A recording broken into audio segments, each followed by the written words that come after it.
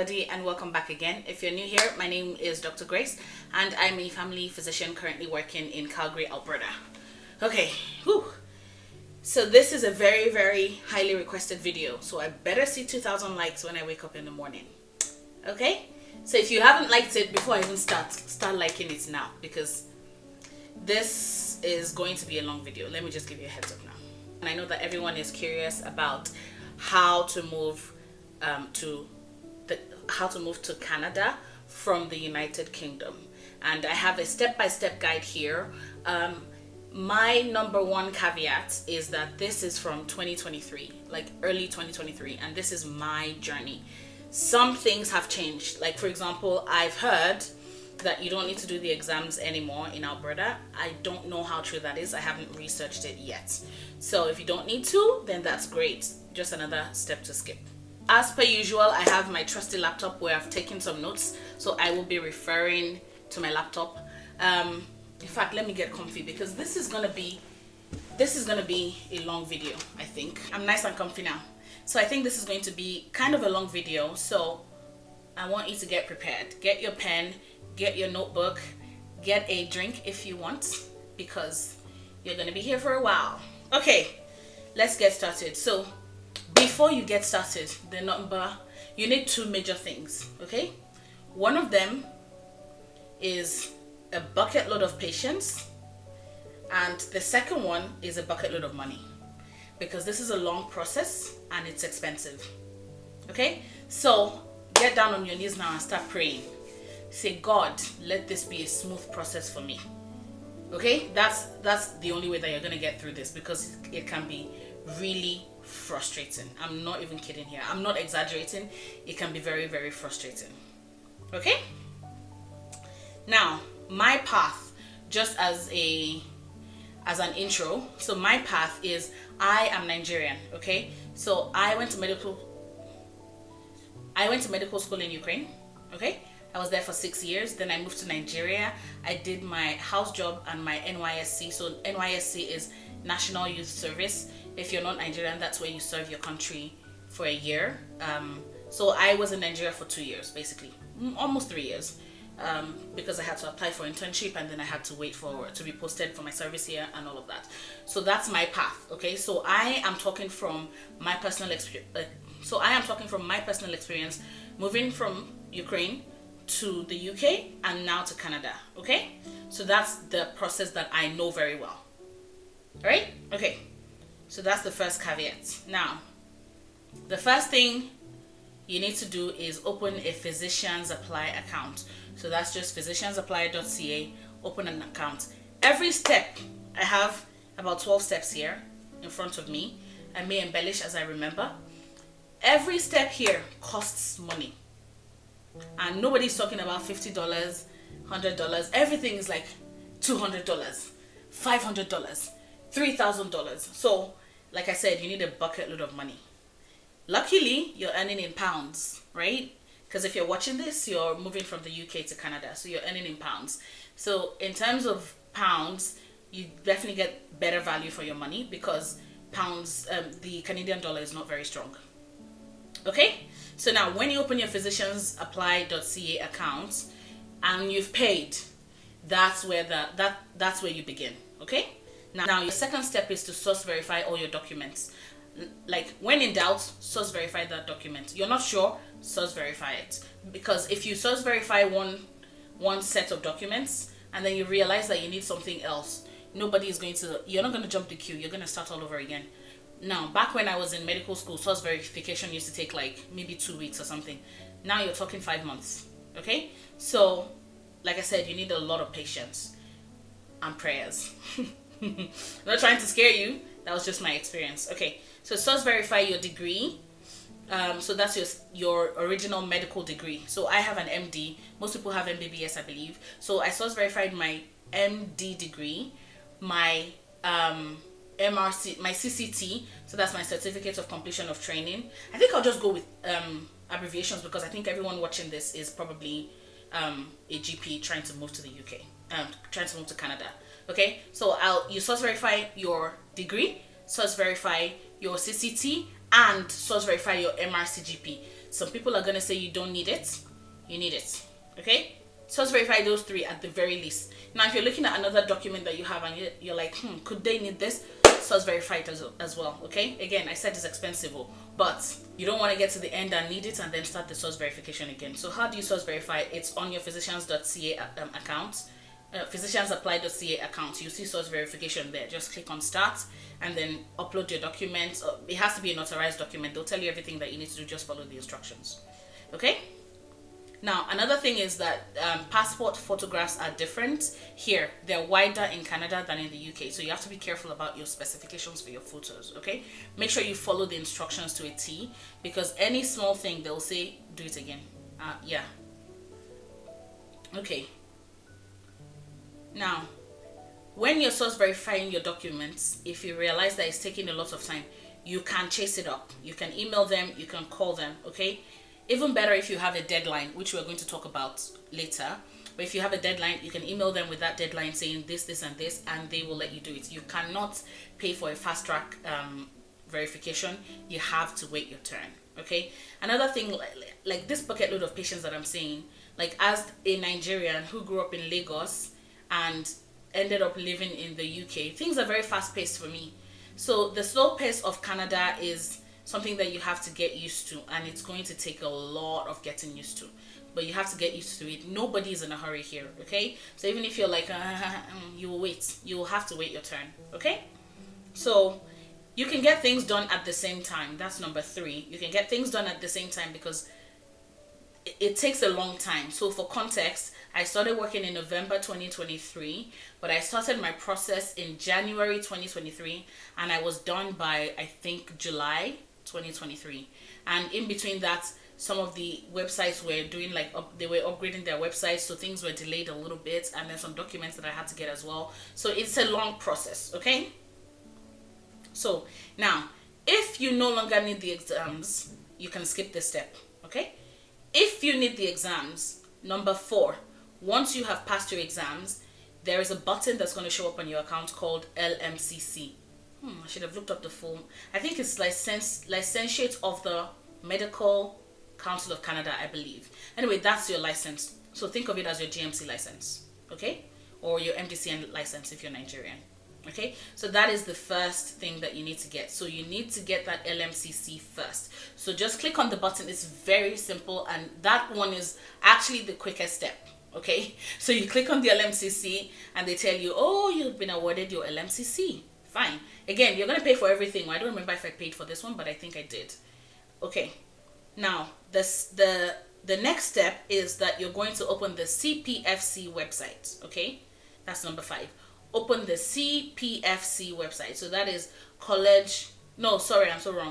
CFPC. So that's College of Family Physicians of Canada, okay? You need to open that website and you need to register. Now, that website is not UI friendly at all, but you have to persevere, okay? You have to look for things. Sometimes you have to go all the way back to the beginning to start all over again if you make an error, okay? That's fine because we're working with patients here, okay? So once you click on that, so once you click on the CFPC website and you register, then you need to become a member. If I remember correctly, I think that was about $280 to become an overseas member. So you put all your details there, your GMC, your address in the UK, and blah, blah, blah, blah. You put all of that in there. That is the first step of CFPC, okay? Now, when you apply, when you apply for that, then you join the register as an overseas doctor. This is very important because all the documents that you're going to need to get registered in Alberta, you're going to need to get it from CFPC, okay? CFPC, College of Family Physicians Canada, that's right, okay? So, and when you've joined that register, you're going to need it for the next step, okay? So now you're going to apply. So you're going to apply for a letter that allows you to work without having to write the exams that the family doctors write here.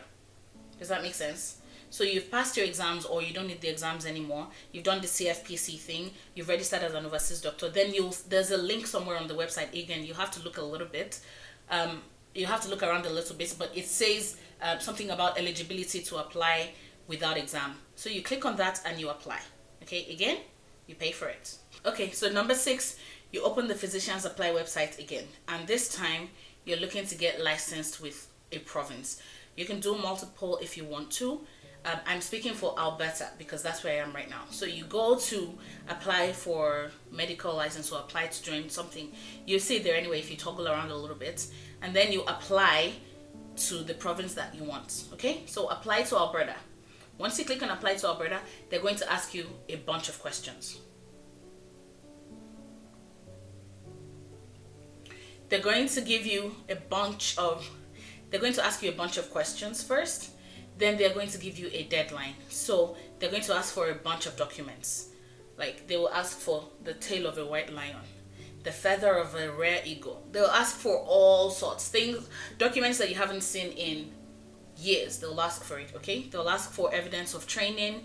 They'll ask for references from your training, like your supervisor. I think you have to get 3 references: one from your supervisor, one from your TPD, and I don't remember what else. Okay, yeah, there's one more reference. I think it's 2 supervisors that you need.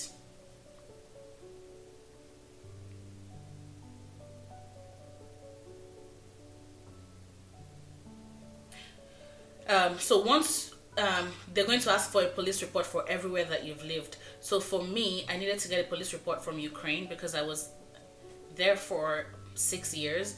It wasn't even hard to get, even though that was around when the war really there was a lot of unrest there at the time, but I still got it in time. Then I had to get one from Nigeria, and I had to get one from the UK. The one from the UK took the longest, because I think it took about 30 days. So definitely factor that in, but you don't want to apply too early either, because if it expires before all your documents are done, then you have to start all over again. So just time it properly, but you can do lots of things at the same time.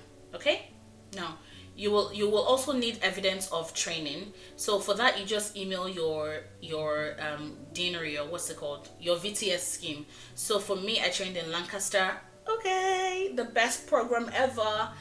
So I just emailed my TPD.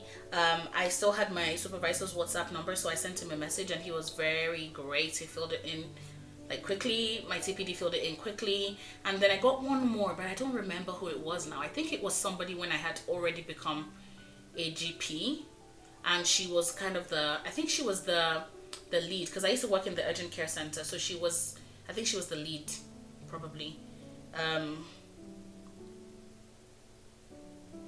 Now you will also need a CGS, so that's Certificate of Good Standing.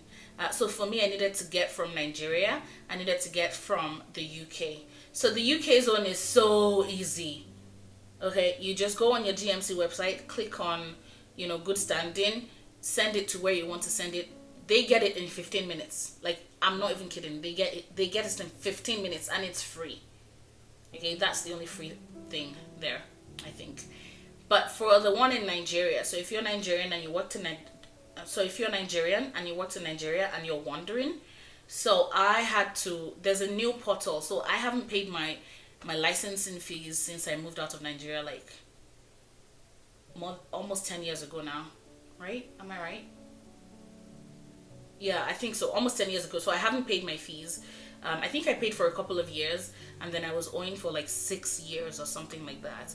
And then because I graduated in 2014, I was classed as an old graduate, so my fines were almost tripled, in fact. So I paid a lot of money to get, so you have to pay all your arrears, and then you have to pay the building levy, and then you have to pay for the Certificate of Good Standing, and you can't email it to them. They insist on DHL, on sending it via DHL, so you have no choice in that matter at all, and you have to pay for the DHL fees. So it's quite a lot of money. I think it was maybe almost £500,000 to be honest, and in pounds, what was that at the time? That was £500, I think. My math, I'm not thinking straight right now. I need some sugar. Anyway, it was a lot of money. So that's for my Nigerian people watching this who will need the CGS. Now, if you're better than me, because maybe you think you're better than everybody, but if you're better than me and you've been paying your licensing fees, even better for you. It will be so much easier. If you need a contact, I don't have one. I thought that was going in a different direction when I started saying the sentence. But anyway, I don't have one, but it's easy to get. Just ask around, and you'll be able to find a contact to help you out. Okay, so once you have all those thousands of documents, then you submit your application. And then, but again, remember, you have that deadline. But again, remember, because you've applied for CFPC, the eligibility letter, you already have that. So when you're going to need to upload that for the CPSA as well.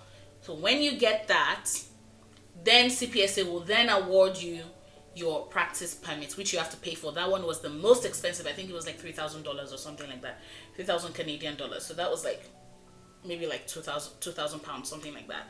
Now, depending on, like, if you start now, like June 20, this is June, I'm recording this June 2025.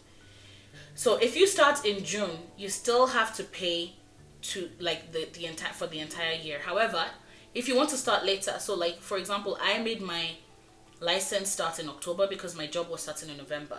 So I paid, I think it was like $2,200 or something like that. It's prorated anyway, but not in a way that makes sense, because if you start in December, it's $500. So either way, you're paying a lot of money, but you don't have to pay the full thing if you're not starting from January, is what I'm trying to say. So now once CPSA gives you that permit, then you need to send it back to CFPC. Okay? Now, when you send it back to CFPC, CFPC will then give you the designation CFPC or whatever they're whatever, like not the fellow, but like it's like MRCGP basically. So they'll give you that one. That one you also pay $1,500 for it. Okay, so now once you have those three things, you're ready to start looking for a job. Okay, so you've got the CPSA, you've got the LMCC, you've got the CPSA, and you have the CFPC. Okay, then you need to start looking for a job. So now once you've got those three things, you still need to apply for two things. One is CMPA. CMPA is like MDU. It's your insurance, but there's only one. You know, like in UK where you have three and you can sort of compare quotes. Here you have only one. Everybody is a CMPA member. Everybody pays per year. Okay. Then you apply for a billing number.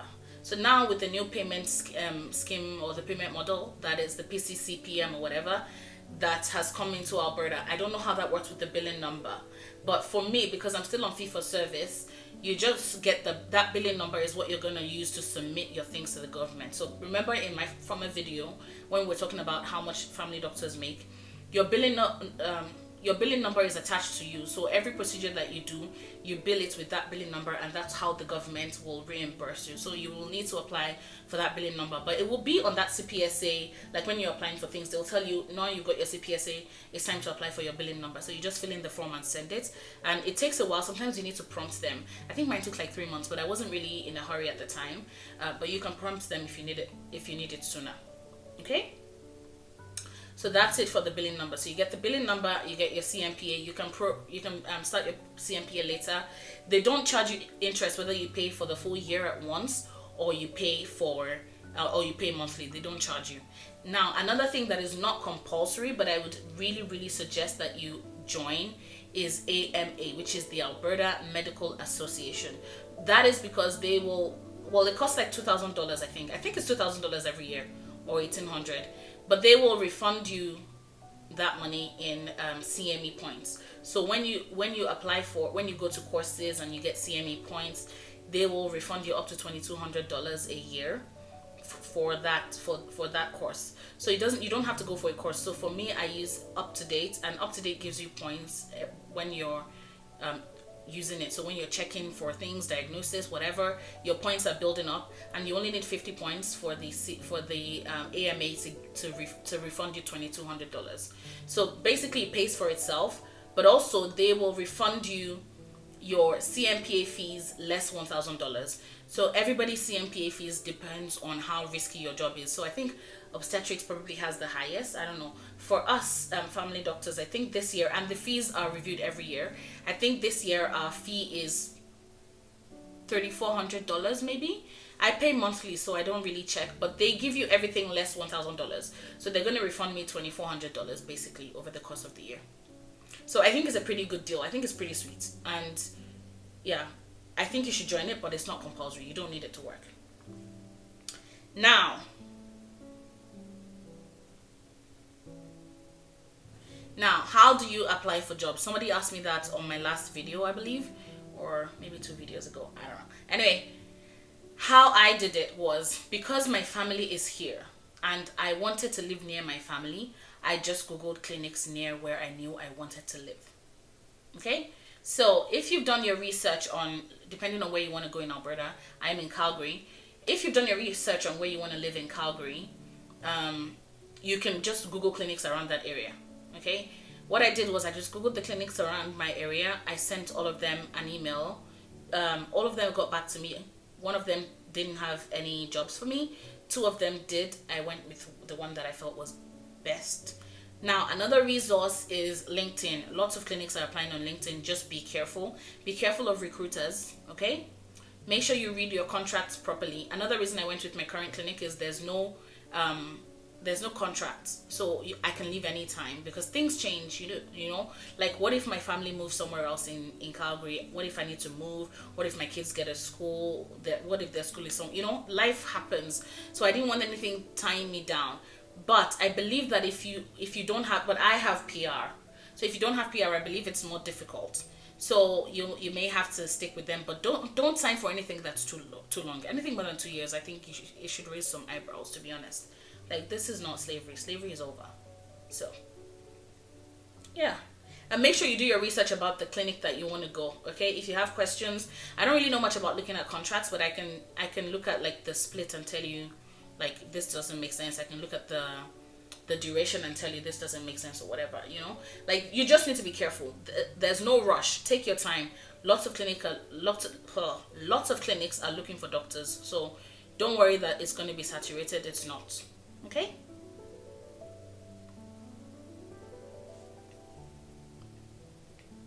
Now, my final point for today is about the exams. So somebody asked me the best materials to study for the exams. So I wrote this exam when I did my, I think this was when I did my, not CSA, the one that we had during COVID that wasn't CSA, where you had to record, RCA.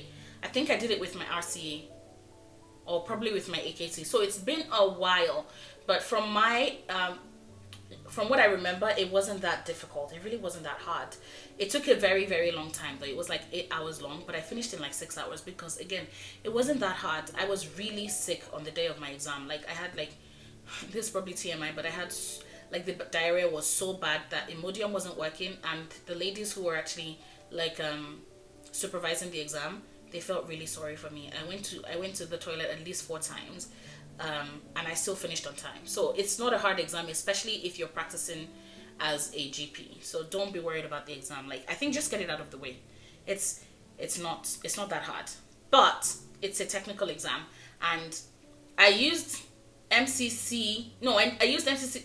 No, I used Canada Q Bank. I don't think it was reflective of the exam. Like, the questions were yay long. Meanwhile, in the exam, the questions are like 2 or 3 lines. So I feel like the MCC past questions, that would be your best resource. It's more expensive than the exam, though, because they have like 6 sets, I think, and all 6 sets are different. So I bought all of them because I didn't want to take chances, because the exam was very expensive. It was like $2,000, and I didn't want to fail it. So yeah, it was it like $2,000? I don't even remember. Anyway, my point is that the past questions are more expensive than the exams, but I think they're worth it if you still need the exams.